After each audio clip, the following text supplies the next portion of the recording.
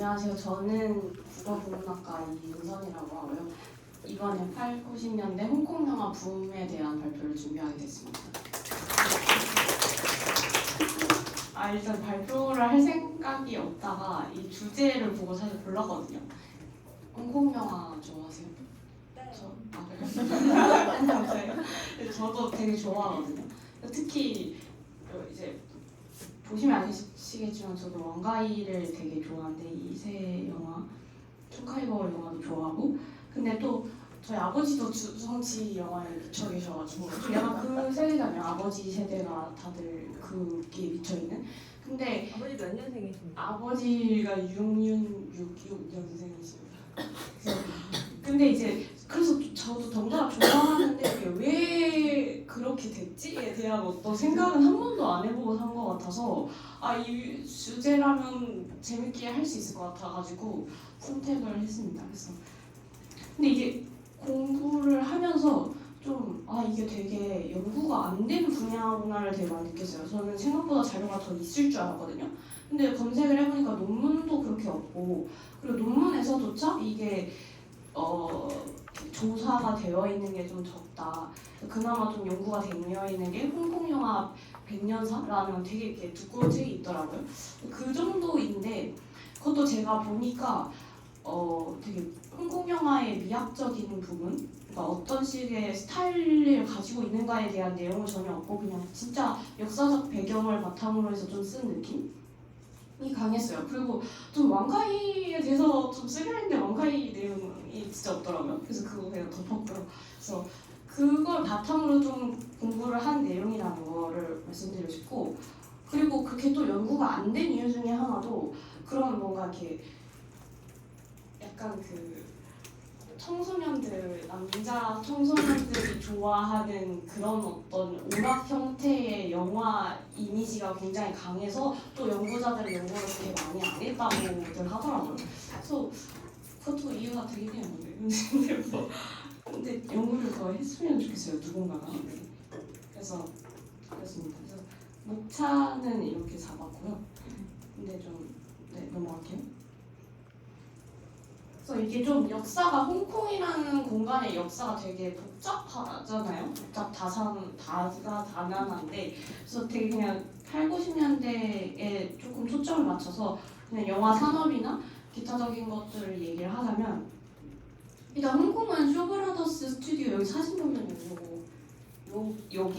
여기의 스튜디오 하나를 엄청 크게 잡아두고 61년부터 2003년까지 계속 활동을 했다고 해요. 그래서 그 60년대에는 섬유 산업이 발전하고 70년대 이런 산업들이 발전하면서 경제적 자본들이 엄청 성장했고, 근데 경제적 자본 관련해서 뒤에 또 얘기할 건데, 그러면서 인적 자본도 충족이 되고 인적 자본도 뒤에 가서 얘기할 건데, 그런 것들이 충족이 되면서 얘네 혼자 영화를 기획하고 촬영하고 발행하고 그런 게 다 가능했다고 하더라고요. 그러니까 제가 사진을 더 넣고 싶었는데 안 이뻐서, 이렇게 구도가 안 이뻐서 안 넣었거든요.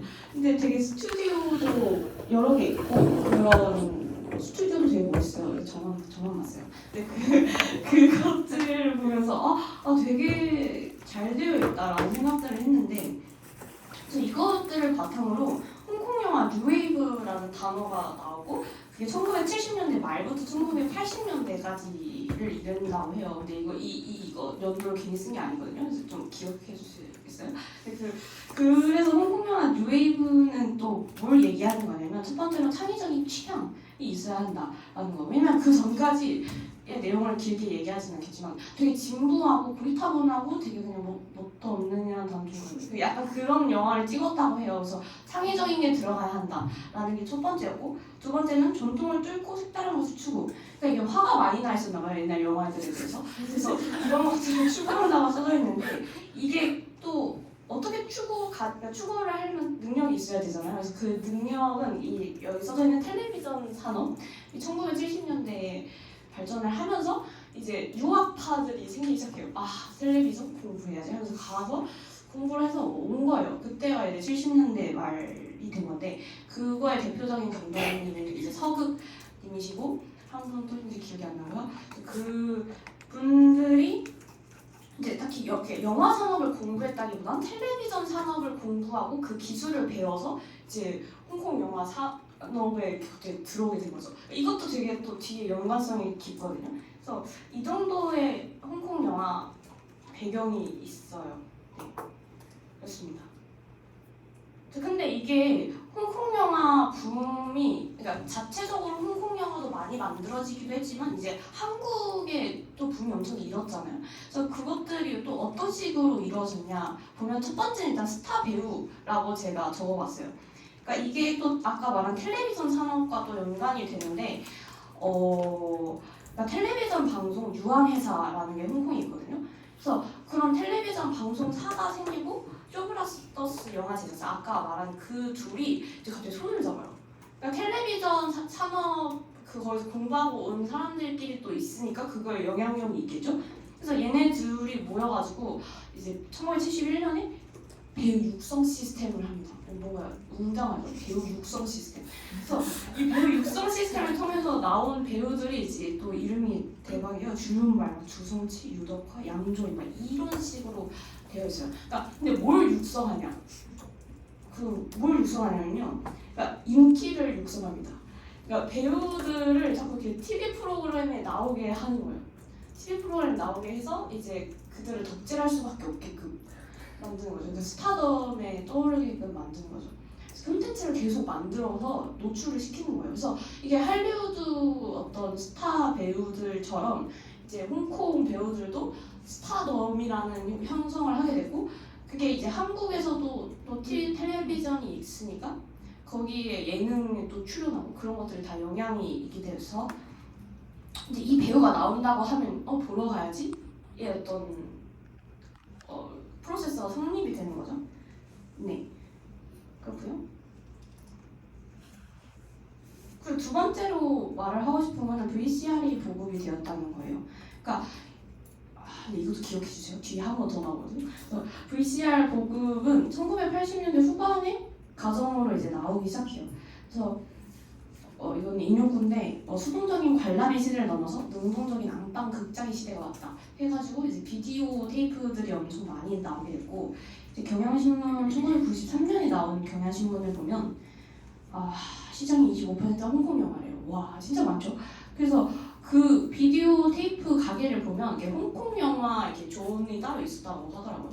그래서 그럴 정도로 많았고 여기 세 번째 줄이 또 안 중요해 보이지만 중요하거든요. 제가 제작비를 생산해요. 그러니까 아까 전에 제작비가 되게 충당이 돼서 계속 영화를 만들 수 있었다. 쇼브라더스가 그렇게 얘기를 한 이유도 그러니까 이때 당시는 아무래도 지금보다는 영화 그 관의 어떤 수도 적었고 그래서 그냥 딱 그 영화관에만 걸렸을 때의 수익이 좀 덜했던 거죠. 그러니까 이제 비디오 테이프를 진짜 많이 빌리고 사고 이러니까 그것이 다시 또 돈으로 치환돼서 영화를 다시 만들 수 있게끔 하는 자본이 됐다고 하더라고요. 그래서 또 그건 어떤 순환들 속에서 한국에서는 또 홍콩 영화가 붐이 일어나게 되고 그렇게 됐습니다. 근데 이게 또 나중에 문제가 돼요. 뒤에 얘기해볼게요. 그리고 이게 또 홍콩 영화라는 지역 특성상 홍콩 관리가 그러니까 식민지식 정부가 영국이었기 때문에 1963년에 그런 영화의 심사나 품질 관리를 하려고 영어 자막을 필수로 넣어야 된다. 우리가 잘 검열을 해야 되니까 약간 이런 식의 가서 영어 자막을 무조건 넣어야 됐었는데 그게 뭔가 오히려 조화가 된 거죠. 그러니까 글로벌 세계화 시장에서 영어 자막이 있는 아시아 되게 계속 꾸준히 나오는 영어 자막이 들어간 아시아 영화가 되게 좋은 거죠. 그래서 그런 것들이 있어서 또 세계화가 됐고 이렇게 또 보시면 여기서 1980년대는 그런 발리우드 영화도 제치고 1년에 200, 300편을 만들고 119개의 극장이 생기고 막 그랬다고 하더라고요. 네. 그런 식으로 또 세계화가 되고 그랬습니다. 아니에요. 아직 뒤가. 근데 이게 이렇게 공부를 하다가 근데 왕가이 내용이 자꾸 안 나오는 거예요.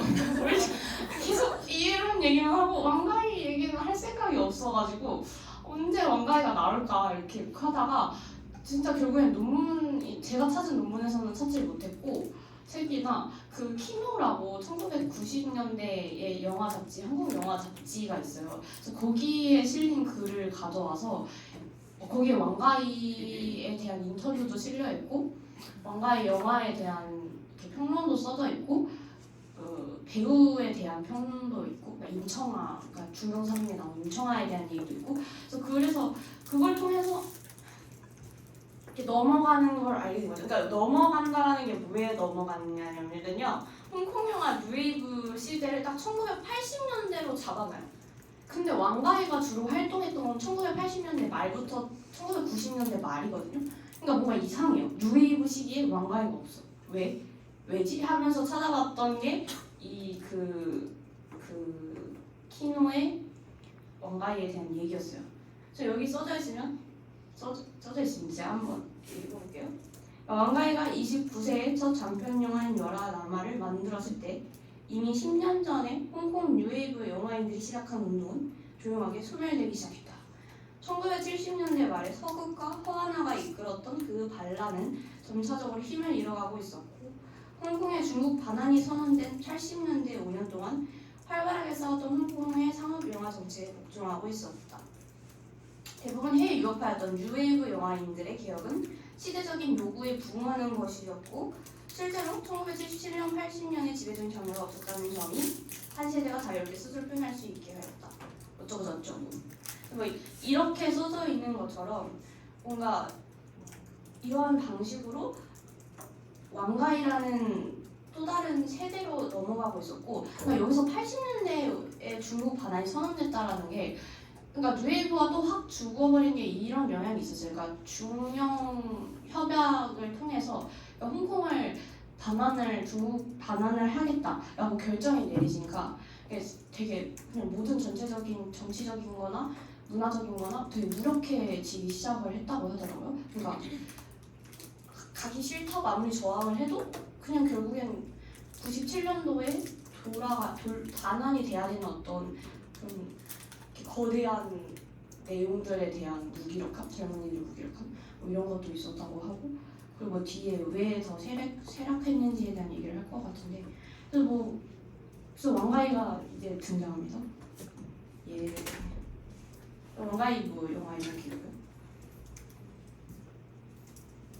이건 그냥 귀여워서 가져왔는데요. 보다가 열혈소녀 영화감을 만나다 그래가지고 막 이렇게 영화감 정은씨 누군지 모르지만 뭐 서울대 미학과 출신이라고 하시더라고요. 그래서 막 이분이 자기가 뭔 영화를 좋아하는지 막 이렇게 써져 있는데 그래서 영화를 좋아하고 활짝 영어 공부에 열하는 등 홍콩 영화 반응 불던 때의 대학 시절을 보냈기 때문에 어쩌고 저쩌고 홍콩 영화를 받아들이는 감정적 통로는 막 이런 얘기를 또 해요. 그래서 이때 어떤 20대, 30대들 참 왕가를 좋아했구나 라는 부분이 들어서 가져왔고요. 뭐 이런 거 그래도 왕가의 영화는 하나만 고르기가 어려워서 각각 한 장을 차지했다. 이런 거. 네, 그러니까 이만큼 이제 사람들이 왕가이에 되게 좋아하고 있는 시즌이다. 뭐 약간 이렇고요. 그래서 이제 홍콩 워낙 그 왕가의 영화가 스타일리시하기도 해서 홍콩 이 왕가의 영향을 받은 한국 영화들이 막 나오기 시작해요. 그래서 혹시 비트 보셨나요? 비트? 보셨어요? 그래요? 그래요. 그래서 대표적으로 가져온 게 이제 김성수 감독님이 비트라는 영화인데 이거를 이제 설명부터 하는 게 맞을까요? 보는 게 맞을까요? 뭐가 나을까요? 설명? 네, 보는 것부터 해볼게요. 그러니까 제가 이게 오토바이랑 스태프링튼 이 두 가지로 데려왔는데 사실 몇 개 더 데려오고 싶었는데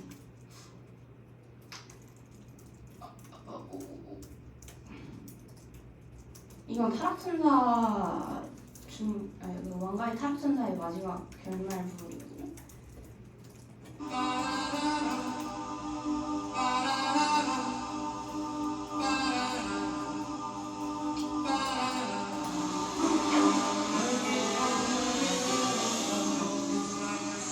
走嘅時候，我叫數我翻屋企。我應該好耐冇坐過電單車，都好耐未試過咁接近一個人。我知條路唔係好遠，好快會落成。不過呢一分鐘，我覺得好遠。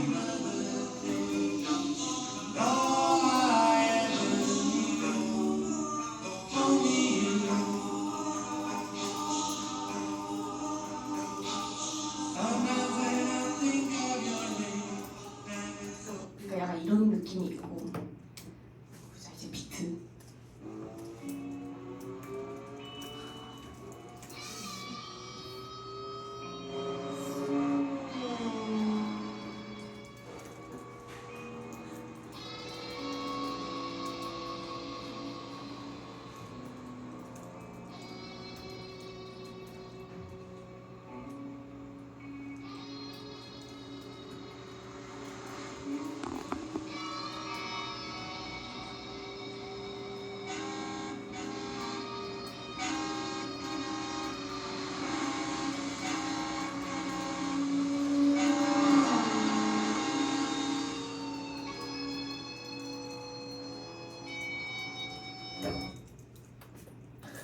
약간 이런 감성. 그리고 또 이거는 중경사님을 받았어요. 제가 정말 좋아하는 분이셨어요.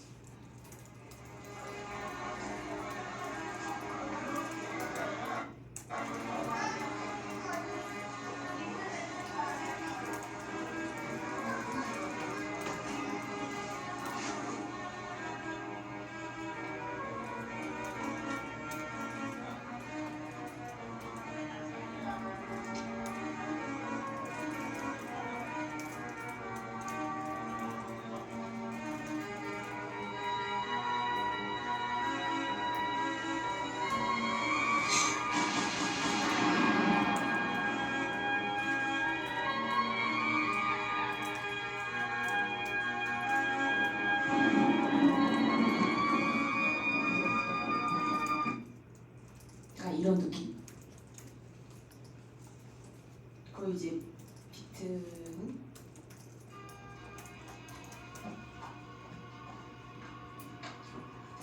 비켜봐봐요. 안 보여.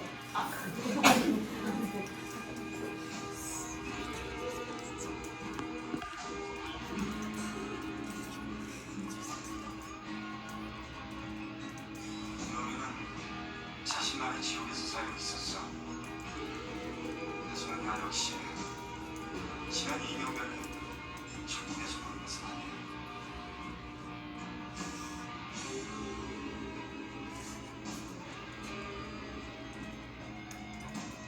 모든 것이 흔들리고 있어. 눈앞에 보이는 모든 것들이.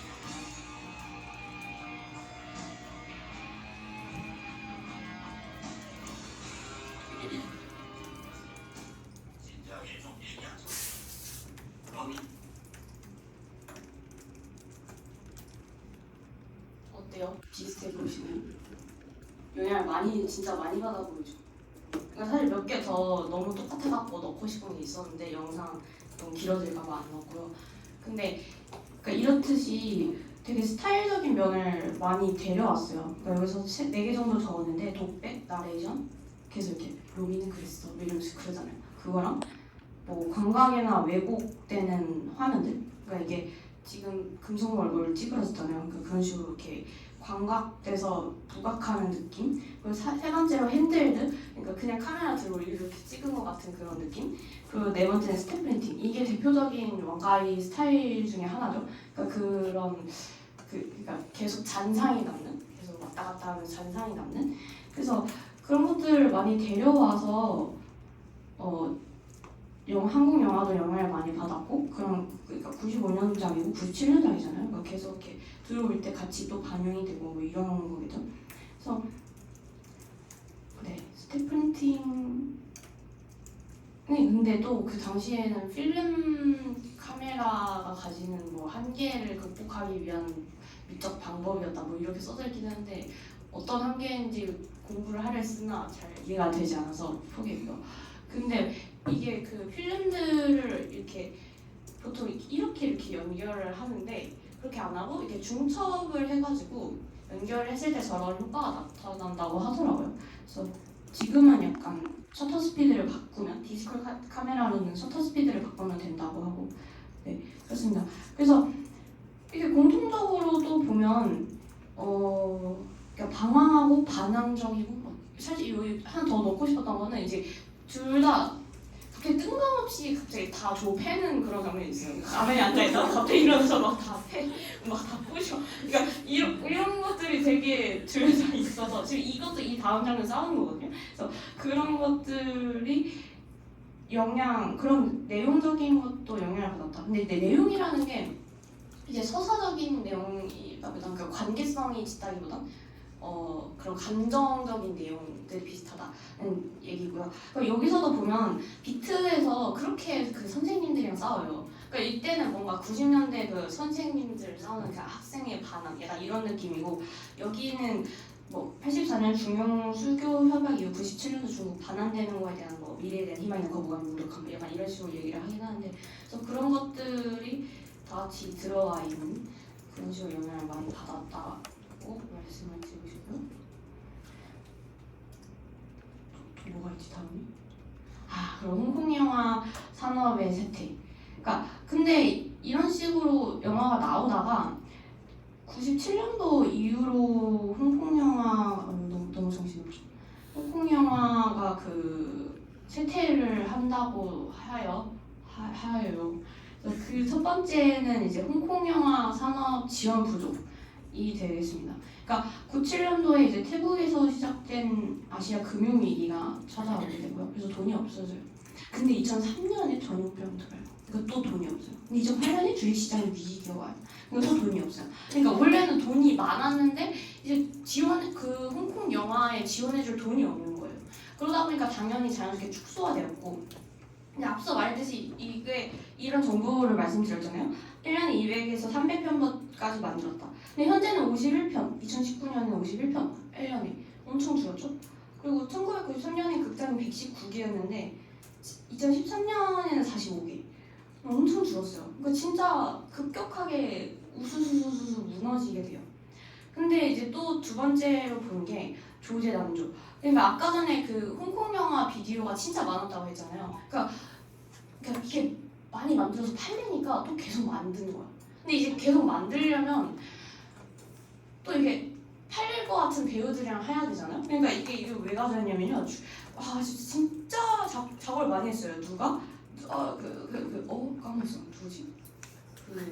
주윤발 씨가 작업을 진짜 많이 했어요. 그러니까 보시면 1988년인데 아직 88년이에요. 89년인데 아직 89년이야. 그러니까 이런 식으로 그 시즌에 계속 이렇게 공장에서 찍어내리듯이 그냥 뭐 시즌 2, 뭐 시즌 3, 뭐 약간 이런 식으로 아니면 그거와 비슷한 아류들을 계속 만들어내면서 이렇게 써져 있죠. 네, 이거 보세요. 그래서 그런 식으로 되게 되어 있으니까 이제 관객들도 지겨운 거예요. 아무리 주윤발을 좋아해도. 약간 이런 식으로 된 거죠. 그래서 또 이렇게 좀 잘 안 팔리게 되고 뭐 지원도 없고 이러다 보니까 쇠퇴의 시기를 맞이했다고 합니다. 지금까지도 사실 뭐 주성치 영화가 아니고서야 되게 힘을 잃은 상황이죠. 저도 홍콩 영화 주성치 영화 말고 좀 잘 안 보는 것 같긴 해요. 옛날 영화 아니면. 그랬습니다. 그런데 이제 저희가 2030 세대 아닌가? 그러니까 저는 제 주변에 왕가이 좋아하는 사람 진짜 많거든요. 그래서 왕가이 좋아하는 사람이 진짜 많아가지고 이제 또 그럼 왜 우리는 지금 세대 인간들은 왜 왕가이를 좋아하는가에 대해서 궁금해서 이제 다음 페이지에 아마 물어본 걸 거예요. 네, 그래서 제가 친구들한테 DM으로 다 물어봤어요. 왕가이 영화 좋아해? 왜 좋아해? 이런 식으로 물어봐서 미치지 이러면서 왕가이가 왜 좋은지 한 대여섯 명이 말을 했었는데 그러니까 읽으면서 그냥 약간 결론적으로 요약하면 그냥 느낌이 좋다였어요. 그냥 요약을 하자면. 근데 이게 또 방구석 인력이라는 프로그램에서 변영주 감독님이 말씀을 하시더라고요. 그러니까 그런 감성이, 그러니까 보편적인 그 청춘을 담아내는 어떤 보편적인 그 감성을 담아내는 어떤 영화 장르가 없대. 그것만 오로지 담은. 그러니까 뭐 모르겠고 그냥 이렇게 계속 이렇게 분위기 있게 걸어가고 약간 이런 거 있잖아요. 그래서 그런 것들을 만들어내는 게 되게 보편적이고 그것을 세대와 분간이 되지 않게 공감할 수 있는 부분이다라고 말씀을 하시는 게 또 인상 깊고 그냥 이 얘기도 그냥 그 얘기 같았어요. 그냥 변영주 감독님 최고다 약간 이렇게 생각을 했는데 네. 뭐 얘기하려지?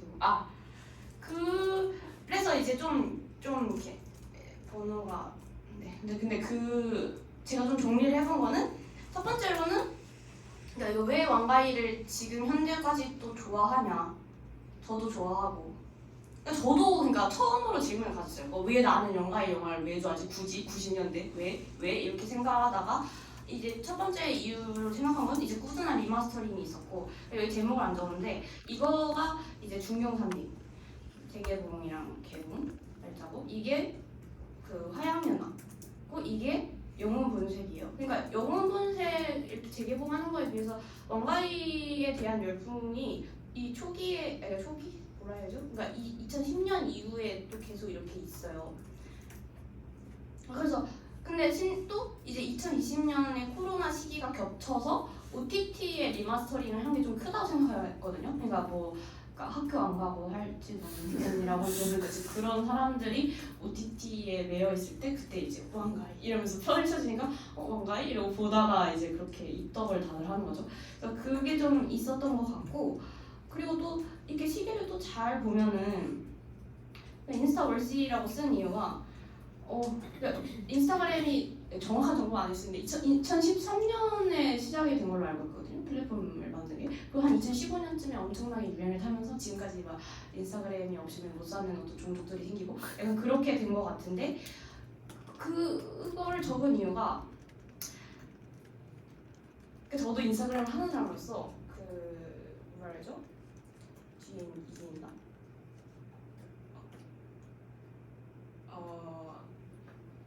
네. 인스타그램 하는 사람으로서 이제 5월 1일이 왔는데 5월 1일이 무슨 날인지 아세요, 여러분? 5월 1일이 무슨 날이에요? 5월 1일은 정말 중요한 날이었어요. 저한테는 이제 인스타그램에 아주 난리가 났던 무슨 날이냐면요. 그러니까 중경상님에서 이제 금성무 씨가 이제 그 파인애플 통장을 까먹잖아요. 그 유통기한이 바로 5월 1일이에요. 1994년 5월 1일. 그래서 제 인스타그램 그때 5월 1일의 인스타그램은 약간 이런 식이었어요. 그러니까 다 스토리에 그러니까 제 주변에 영화 좋아하는 사람들이 많아서 그랬지만 이게 저입니다. 네, 이게 저예요. 네, 좀 강조하고 있죠. 이걸 내가 지금 가지고 있다. 그래서 너희들은 이걸 봐야 한다. 지금 왕가의 날이다. 너희 집중해라. 중경상입니다. 약간 이런 느낌. 그리고 이제 이거는 또 제 친구고 이거는 또 그놈의 5월 1일 왔네요. 멘트. 그리고 이제 이거는 또 제가 또 좋아하는 영화 계정에서 5월 1일에 헤어진 날부터 매일 난 5월 1일 기한인 파인애플 통째를 샀다. 이거 게시물 올려주고 좋아요 눌러주고 공유해줘야 되거든요. 그런 것들. 그리고 5월 1일 이분 또 5월 1일은 중경사님 보는 날. 그쵸, 5월 1일 중경사님 봐야죠. 사실 전 보진 않았어요. 근데 그런 어떤 느낌처럼 이게 뭔가 이렇게 나는 왕가이 좋아해. 약간 이런 감성들. 그러니까 지금 세대한테 쿨한 것은 무엇인가 할 때 이제 왕가이 약간 이렇게 가는 것 같아요. 제가 생각을 해보니까 그런 것 같아요. 그래서 이게 뭔가 인스타에 올릴 만한 가치가 있는가? 그건 왕가이거든요. 인스타에 올릴 만한 가치. 근데 이게 또 인스타에 올릴 만한 가치랑 연결을 지었을 때, 그러니까 왜냐면 감성이 있잖아요. 그 인스타 감성. 그러니까 제가 또 이거를 쓴 이유가 그 타락전사 아까 이렇게 따라라라라 한 그 영상 있잖아요. 그 댓글 보면은 댓글 좀 웃겼던 게 최초의 인스타 영화 약간 이렇게 써져 있더라고요. 그래서 그거 보고 이렇게 느끼는구나 싶어가지고 또 이렇게 가져와봤는데 그리고 또 재밌어요. 그러니까 이거는 뭘 것 같아요? 이거는 약간 그 왕가이 감성을 다 데리고 온 어떤 와인바나 식당이나 기타 등등이거든요. 그러니까 아비성전은 와인바, 살미동은 그 식당, 장만옥도 와인바, 이거 충원사설도 와인바, 소친친 이거 식당, 이거 신양포 영화관, 마모살림 이거는 그 필름 현상하는 곳. 그래서 이거 다 저는 여기서 이제 아비정전 충광사절 빼고 다 가봤거든요. 네, 다 가봤는데, 그러니까 이것도 사실 인스타 멀씨인 거죠. 얼마나 사진 예뻐요. 일단 뭐이 올리고 싶지 않아요? 뭐가 찍고 나서. 그러니까 그런 어떤 감성들을 20, 30대한테 자극해준다는 점에서 뭔가의 영화가 2030에 또 그런 리마스터링 이후에 좀 인기가 있는 이제 인기가 있는 것이 아닐까 싶은 생각이 들어요. 여기 추천합니다. 가보세요. 좋아요. 그리고 제가 그 통솔님도 여기서 받았어요. 시니마크.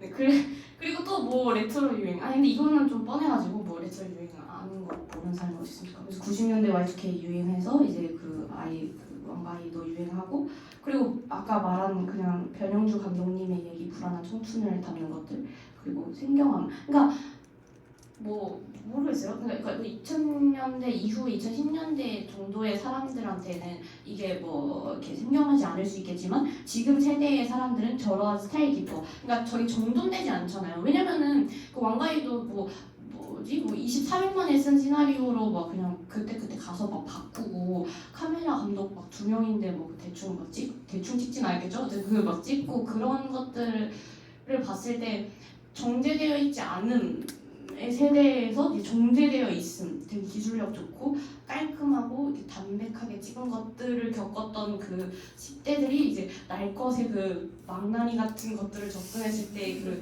카타르시스, 약간 이런 느낌의 생경함이지 않을까라는 생각이 들고, 뭐 이거의 말이 마음에 들어서 이제 하트.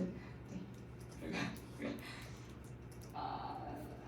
라고 저의 의견을 좀 정리를 해봤습니다. 감사합니다.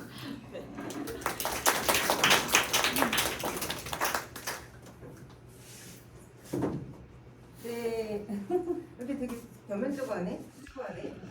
그 홍콩 영화 발표를 수업 시간에 시켜본 건 전 처음이거든요. 제 수업에서는.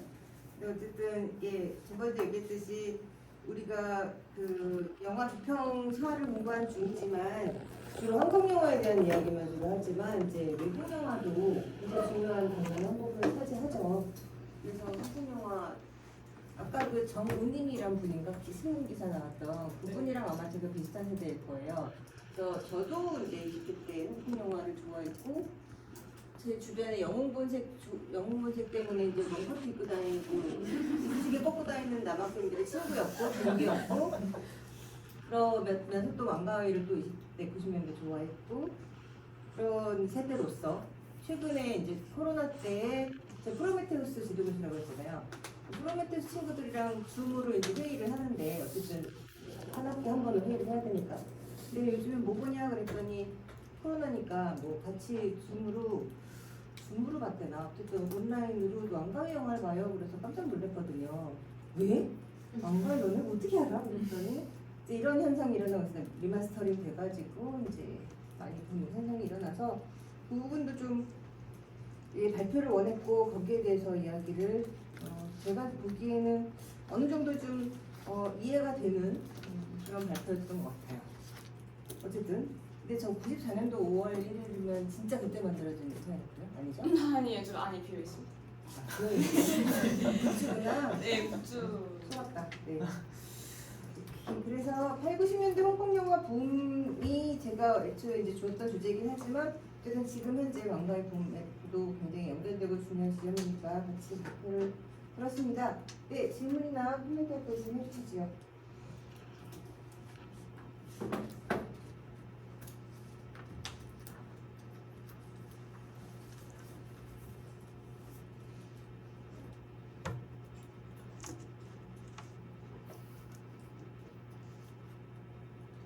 홍콩에 가봤어요, 그래서? 아니요. 근데 가보고 싶긴 한데. 그렇죠. 우리 세대는 주경선님을 봤던 세대이기 때문에 홍콩 가면 주경선님 그 에스컬레이터, 소호, 그다음 아비정 그 장구경이 뭐 살았던 뭐 아파트 뭐 이런데 가봤죠. 멀었어야지. 어쨌든 가면 이제 또 다른 거거든요. 근데 제가 좀 흥미로운 건 요즘에 아까 말한 그런 카페나 와인바나 이제 그런 것들이 저도 많이 생기는 게 신기하다 그랬거든요. 근데 이것도 왕가의 봄이랑 관련이 된다고 보는 거예요, 발표자는 어쨌든? 네.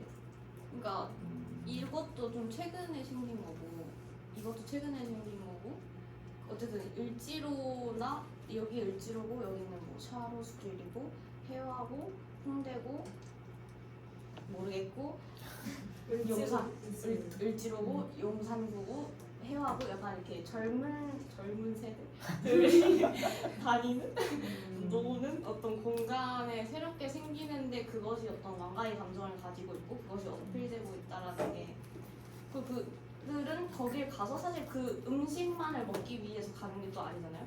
그 이거 꼭 봐야 되고 네오사인 뭐 그런 것들 빨간 거 필요하고 약간 그거를 또 담아야 되고 내가 거기 서 있어야 되고 약간 그런 것들을 다 포함하는 걸 즐기기 원하고 그게 근데 왕가의 감성이고 그 왕가의 감성이 인스타에 올라가기 적합하다고 생각하는 것 같고 약간 그런 것 같습니다.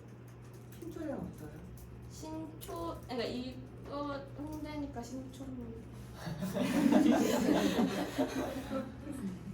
이 망호삼림은 진짜 필름 현상성 아니겠죠? 아 맞아요 진짜 필름 현상 필름을 현상해 주겠다고? 네. 그 가져가면 현상을 해주시고 그리고 실제로 그런 어떤 홍콩스럽게 가서 프로필 촬영을 또 할 수가 있고 되게 이뻐요 그냥 공간 자체가. 여기가 사실 가고 싶은 데인데 여긴 진짜 장구경 찐 덕후분이 운영하시거든요. 그래서 맨날 이렇게 4월 1일에는 장구경 추모 행사도 열고 근데 토요일 일요일밖에 안 열어요. 이거 인스타그램 식당 같은 느낌.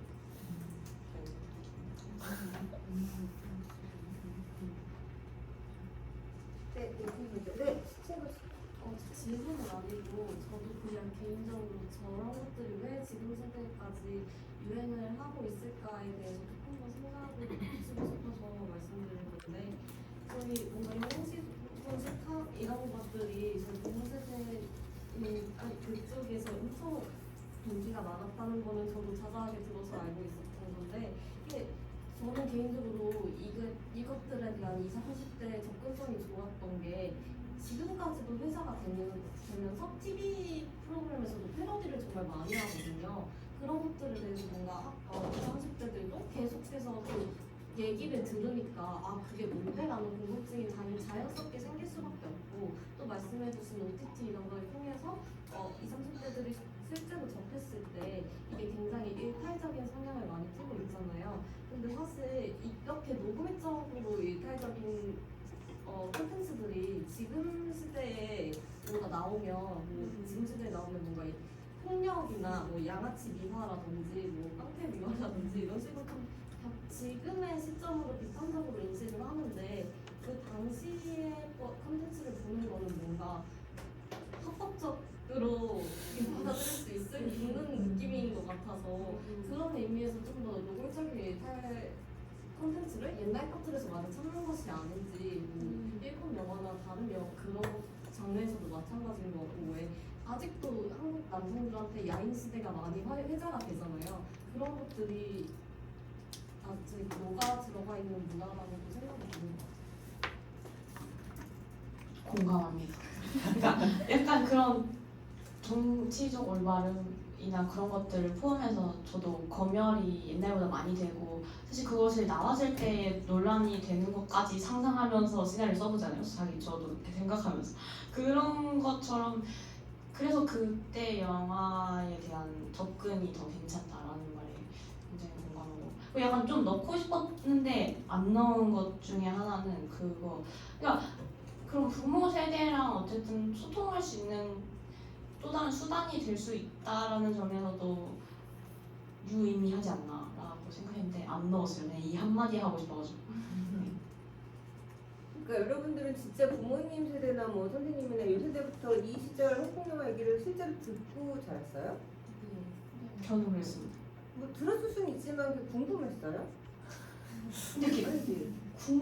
저는 이제 그냥 이렇게 어릴 때 그냥 아빠가 앉혀놓고 틀는 게 주성치 영화여서 이게 궁금하기보다 그냥 주입당했어요. 세대기로 네, 들어서. 그냥 블러드. 근데 주성치랑 또 왕가이랑은 실은 다르잖아요. 그건 또 그렇죠. 그러니까 내가 궁금한 거는 왕가의 리마스터링이 없었다면 이런 붐이 과연 일어났을까? 근데 좀 없었을 것 같긴 해요. 그러니까 왕가희 영화를 그 전까지 제가 이렇게 왕가희 영화 봤잖아요. 아니죠, 이거 아니죠. 제가 본 왕가희 영화들 이렇게거든요. 그래서 이거를 한 달 안에 다 봤어요. 그러니까 리마스터링을 해서 개봉관을 열었을 때가 한 한두 달 정도 되니까 그래서 그 전까지는 한 편도 사실 본 적은 없긴 했던 거거든요. 정말 할 짓이 없었나? 근데 그래서 그거를 되게 이렇게 일주일에 한 번씩 아니면 일주일 두 개씩 몰아서 봤던 것 같긴 해요. 그래서 그러니까 디지털 리마스터링이 되게 결정적인 네. 역할을 한 번 하시는 것 같아요. 맞아요. 영혼 본색을 다시 보진 않을 거 아니에요. 영혼 본색도 리마스터링 했나? 리마스터링 하긴 했는데 이제 시즌이 그러니까 그 주윤발이나 이제 이런 류보다는 그 홍콩도 액션 영화도 있고 도박 영화도 있고 여러 가지 판타지도 있고 그런데 왕가위의 팬덤이나 이렇게 돈이 유독 크다는 거죠. 발표자는 그렇게 보는 거죠. 네, 그러니까 그러니까 개인이 그냥 개인의 취향을 얘기하는 게 아니라 그렇죠? 네, 그냥 홍콩 영화 얘기를 하려면 홍콩 영화 좋아해 이러면 사실 그냥 이퀄 왕가 이런 느낌이 되게 강해가지고 그러니까 네. 홍콩 영화 중이라고 보기보다는 왕가위에 보는 거고 이게 그러니까 물론 리마스터링이 아무리 된다고 해도 그게 이제 호응을 불러일으키지 않으면 돈이 되진 않겠죠. 그래서 그걸 이제 분석했을 때 이제 이러이러한 것과 잘 맞아 떨어진 것 같다고 보긴 하는 거죠, 발표자는. 근데 좀 더 얘기해 보시죠. 저도 그러니까 인스타 이거는 활동력이 있는데 예쁘니까. 근데 여전히 좀 궁금하긴 해요. 뭐 꼭 이제 왕가이 아니더라도 예. 하고 어쨌든 한국에서 80년대도 있었고 90년대도 있고 실은 그 전에도 취권도 있었고요. 그러니까 성룡 씨도 있었고 강씨들도 있었고 그 뭐였지? 그 90년대 똑같은 시기에 이제 서극 감독 얘기했지만 서극의 이제 판타지 영화들 임창화 씨가 나왔던 동상석 아니야. 동방불패. 그거는 진짜 저희 세대, 그러니까 다 같이 즐기던 그런 영화였기 때문에 지금은 근데 왕가위가 유독 두드러지는 건 사실이죠.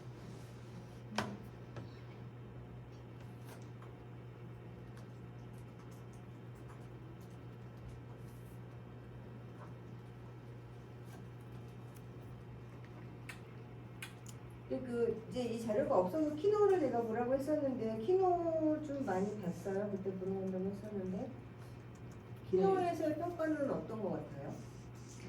그냥 약간 되게 반항적인 영화 감독 약간 이런 느낌이었대요. 약간 모든 규칙을 깨부수는 약간 이런 식으로 표현이 되거든요. 아직 받아들이기 힘든 약간 이런 식으로 해서 그러니까 임청아나 기존에 있던 엄청 스타 배우들을 대사를 아예 안 넣고 막 쓴다 뭐 이런 얘기도 하고 중경상민 같은 걸 얘기를 하는 거 있죠. 그래서 뭐 되게 반항적이다라는 표현을 좀 많이 봤던 것 같아요. 그러니까 키노는 우리가 못 다뤘죠. 수업 시간에 못 다루는데 그냥 간단하게만 얘기하고 넘어갔죠. 그러니까 영화 잡지들이 이제 90년대 영상 시대가 도래하면 우두두두 막 영화 잡지들이 나올 때 시네 21 나오고 키노 나오고 뭐 부자노트 로브슈 이런 거 있을 때 그때 이제 굉장히 일종의 작가주의적 관점에서 그러니까 영화를 예술적 관점에서 접근하는데 그렇게 또 학술적이진 않고 그러니까 이제 거기에 키노를 대표하는 이제 평론가가 정성희 씨가 이제 그분은 이제 학자 스타일은 아니니까요. 그렇다고 해서 뭐 텔레비전 나와서 막 리뷰하는 그런 스타일도 아니고 키노란 잡지에 걸맞는 글쓰기를 좀 개발하셨다는 생각이 들어요. 거기서 되게 감각적인 글을 쓰면서 이제 왕가위랑 어떻게 보면 이제 키노 분위기가 굉장히 잘 맞아 떨어져서 키노와 왕가위가 서로를 키워준 것 같은 그런 현상이 있었던 것도 90년대에. 사실 왕가이가 인터뷰 한 것도 넣고 싶었는데 좀 너무 길어서 뺐습니다.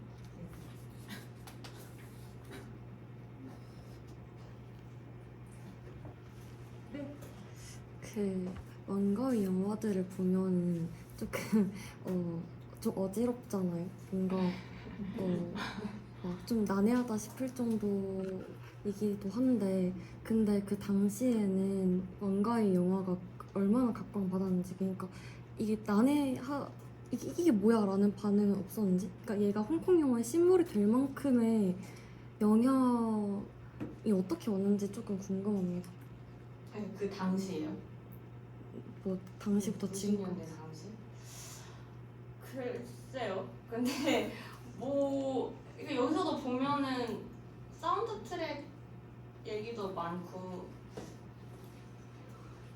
아무래도 새롭잖아요. 그러니까 새로운 스타일이잖아요. 그 왕가이만이 가지고 있었던 독보적인 스타일이고 그게 그 90년대에 완전 동시대적으로 들고 왔는데 그걸 마주한 상태인 거고 그리고 막 그 말이 있듯이 호불호가 갈리면은 오히려 좋은 거다 이런 얘기가 있듯이 그게 아무리 뭐 어지럽고 그런 사람이 있어도 어쨌든 간에 새로운 스타일의 등장이었고 그거에 주목할 만한 가치가 있었다고 생각을 합니다. 답변이 되셨나요? 네. 친구도 얘기했듯이 연구가 없잖아요. 그 맞아요. 부분에 대해서 연구가 연구가 없어요. 없어서 저도 그 시기를 내가 경험했지만 그것을 지금 이걸 나보고 논문으로 써보라 그러면 좀 정답을 찾을 수가 있을까 싶을 정도로 아직은 좀 정리가 안 돼 있어요. 그런데 당시에 그냥 저 세대의 관점에서 보면 어쨌든 새로운 건 사실. 그러니까는 영어 concept도 재밌고 뭐 소녀요원도 재밌었지만 이거 굉장히 모던하잖아요. 기본적으로 있고 도시이고 또 젊은 사람들의 뭐 방황이든 불안이든 어쨌든 그런 감각을 당시에 뮤직비디오가 또 유행이었거든요. 처음으로 이제 그 아시아 대중문화 형성이 된 게 90년대라고 이야기를 하는데 그 뮤직비디오 스타일이죠. 실은 관광의 영화는. 저희 세대가 처음 뮤직비디오를 접했을 때 느낌이에요. 아, 이미지로 이야기를 하는구나. 이미지랑 음악으로 이야기를 하는구나. 그러니까 그런 느낌을 이제 왕가의 영화에서 받았기 때문에 그런 것 자체가 한꺼번에 들어온 시각적이고 청각적인 스타일이었기 때문에 굉장히 신선하고 새로웠다고 생각을 했던 걸로 저는 기억을 해요. 이걸 아직 학술적인 용어로 정리는 못했지만. 그리고 이건 한국에서만 일어났던 부분은 아니죠. 그렇죠. 예, 좀 아시아권에선 적어도 공통적으로 일어났던 거고 한국 영화가 2000년대 초반에 이제 봉준호, 박찬욱 등장을 했을 때 전 세계에서 주목을 하면서 했던 얘기가 한국 영화는 넥스트 홍콩이다 그렇게 얘기했거든요. 홍콩 영화가 붐을 한번 이루었고 한국 영화가 그때 부상하면서 그 정도로 한국 영화가 홍콩 영화를 이제 대체할 것 같아 그런 얘기들을 외국 친구들이 많이 했어요. 책 제목도 있을 거면 넥스트 홍콩 이런 식으로. 그러니까 어떤 좀 그 동시대의 사람들의 감각을 잘 포착하는 어떤 그 영화들이 뭐 일본이 한번 주도한 적이 있고 홍콩이 주도한 적이 있다면 지금은 조금 한국이 주도하는 그 다음에 어떻게 될지 모르지만 그런 흐름 중에 하나가 이제 홍콩 영화 시대가 있었던 거죠. 그러니까 한국에서만의 본 현상은 아닌 거죠. 네, 마지막으로 선생님 가서 마지막으로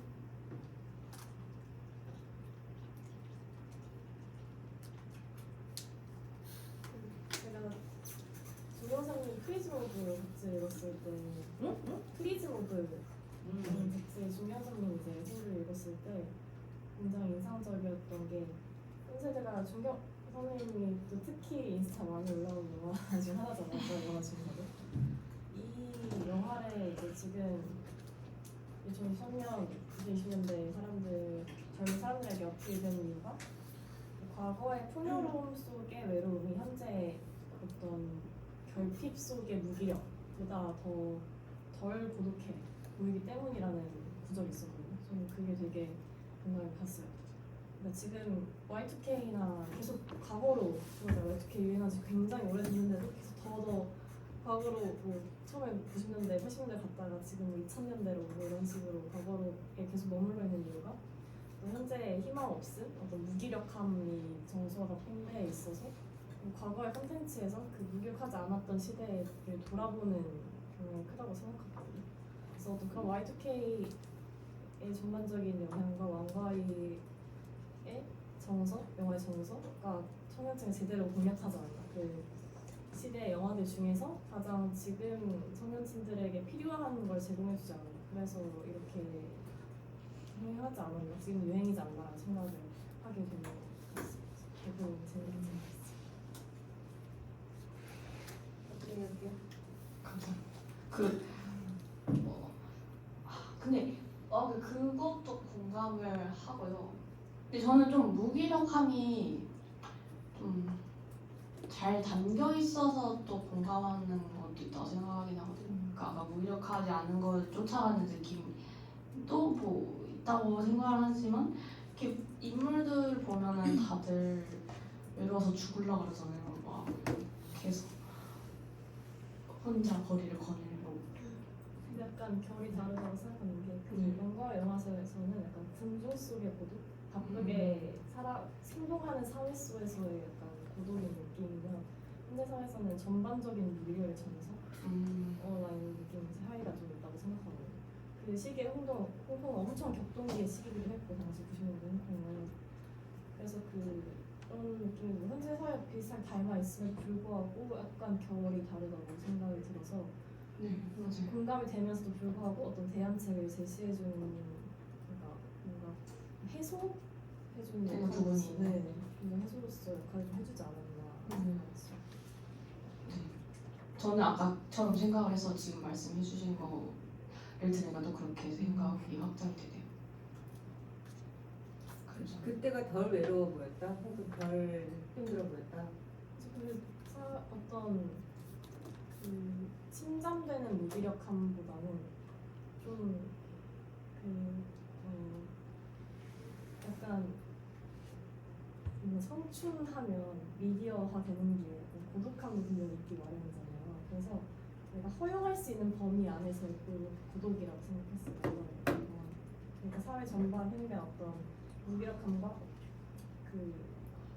한탕주의라던가 어떤 나 자신은 앞에 미래가 전혀 보이지 않는데 주변에서는 뭐 항상 막 비트코인에 성공한 사람이 있고 유튜브에 성공한 사람이 있고 내 노력은 아무리 해도 뭐 성과가 나지 않을 것 같은 이런 어떤 무기력함의 정서보다는 그 생존하는 사회에서 그 군중 속에서의 어떤 고독함, 사람들한테 자기 갈 길을 가고 있는 것 같은데 거기서의 어떤 그 바쁜 도시에서의 고독은 좀 다른 결이라고 생각을 해서 내가 지금 현재 청년들도 외롭지만 어떤 자신을 허용할 수 있는 범위, 약간 나 고독해 라고 허용할 수 있는 범위 안에서의 고독함을 왕가와는 제공해준다고 생각해서 지금의 무기력함이 아니라 어떤 청춘의 성장 과정으로서의 고독함으로서 청춘들이 허용할 수 있는 범위를 제공해준다고 생각했어요. 그래서 나 이 정도 이렇게 예쁜 화면에서 이렇게 고독하는 정도 괜찮아 라는 걸 주지 않았나. 네네. 외로움과 고독함을 약간 심리화시키는 경우도 있는 것 같고 지금보다는 좀 나아 보이는 때인 것 같기도 하고 하는 거라는 그래서 저는 아까 DM 보여주셨을 때 노스텔지어가 써있었잖아요. 네, 맞아요. 그게 저는 뭔가의 좀 핵심이라고 생각하거든요. 과거는 조금 더 나았을 것이다 라는 어떤 신비화 말씀해주신 것 같이 맞다고 생각하고, 그래서 그때 그 시절에 좀 더 괜찮지 않았어요. 지금 힘드니까, 지금 무기력하니까 그때 어떤 발전 가능성 속의 고독은 좀 괜찮지 않았을까라는 막연한 네네. 그런 것들 주지 않았나. 감사합니다.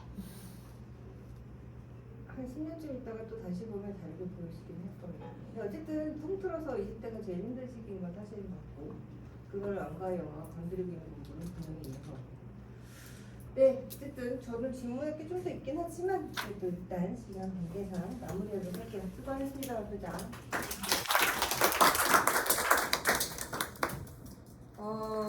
조금 쉬었다가 지금 5분에 출석 부르고 시작할게요. 5분에 출석